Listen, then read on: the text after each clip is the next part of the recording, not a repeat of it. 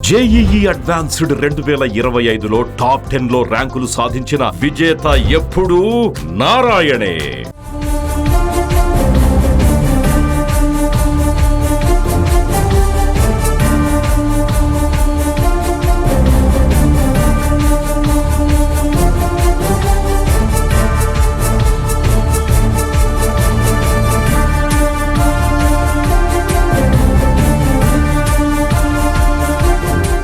అహ్మదాబాద్లో air India విమాన ప్రమాద ఘటన తీవ్ర దిగ్భ్రాంతికి గురిచేస్తున్న వేళ మరో ఎయిర్ ఇండియా విమానానికి బాంబు బెదిరింపు కాల్ రావడం ఇప్పుడు తీవ్ర కలకలం సృష్టిస్తోంది. దీంతో ఎయిర్ ఇండియా విమానాన్ని ఎమర్జెన్సీ ల్యాండింగ్ చేశారు.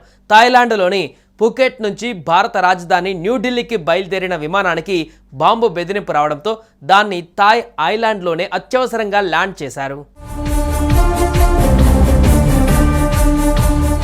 అహ్మదాబాద్లో air India Boeing dream liner విమానం కూలిపోయి సుమారు 265 మంది మరణించిన ఒకరోజు తర్వాత ఈ సంఘటన జరిగింది.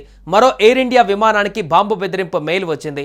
థాయిలాండ్లోని ఫుకెట్ నుంచి భారత రాజధాని న్యూఢిల్లీకి బయలుదేరిన విమానానికి బాంబు బెదిరింపు రావడంతో దాన్ని థాయ్ ఐలాండ్లోనే అత్యవసరంగా ల్యాండింగ్ చేశారు. ఈ విషయాన్ని థాయిలాండ్లోని ఎయిర్పోర్ట్ అథారిటీ వెల్లడించింది. ఈ మేరకు ఒక ప్రకటన విడుదల చేసింది. విమానం గాల్లో ఉండగా బెదిరింపు మెయిల్ వచ్చిందని, దాంతో ఎయిర్పోర్ట్ అథారిటీ అధికారుల సూచన మేరకు పైలట్ విమానాన్ని ఎమర్జెన్సీ ల్యాండింగ్ చేశారని ఆ ప్రకటనలో తెలిపారు. టేకాఫ్ అయిన కొద్దిసేపటికే విమానం అండమాన్ సముద్రం మీదుగా తిరిగి ద్వీపానికి వెళ్ళింది.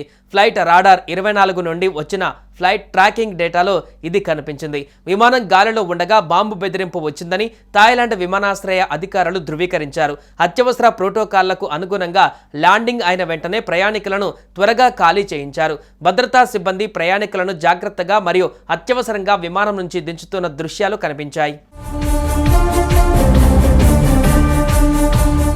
ఇక విమానం అండమాన్ సముద్రం చుట్టూ చక్కర్లు కొట్టి చివరికి ఐలాండ్లో సురక్షితంగా దిగిందని పేర్కొన్నారు. శుక్రవారం ఉదయం 9:30 ఫుకెట్ నుంచి బయలుదేరిన AI 379 విమానంలో మొత్తం 156 మంది ప్రయాణికులు ఉన్నట్లు వెల్లడించారు.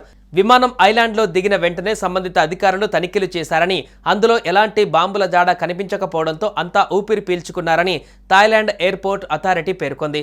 ఘటనపైన దర్యాప్తు చేపట్టినట్లుగా వెల్లడించింది. ఆ తర్వాత విమానము థాయిలాండ్ ఎయిర్పోర్ట్ నుంచి ఢిల్లీకి బయలుదేరింది. సుమన్ టీవీలో మీ పర్సనల్ అండ్ బిజినెస్ ప్రమోషన్స్ కోసం కింది నెంబర్కి కాంటాక్ట్ చేయండి.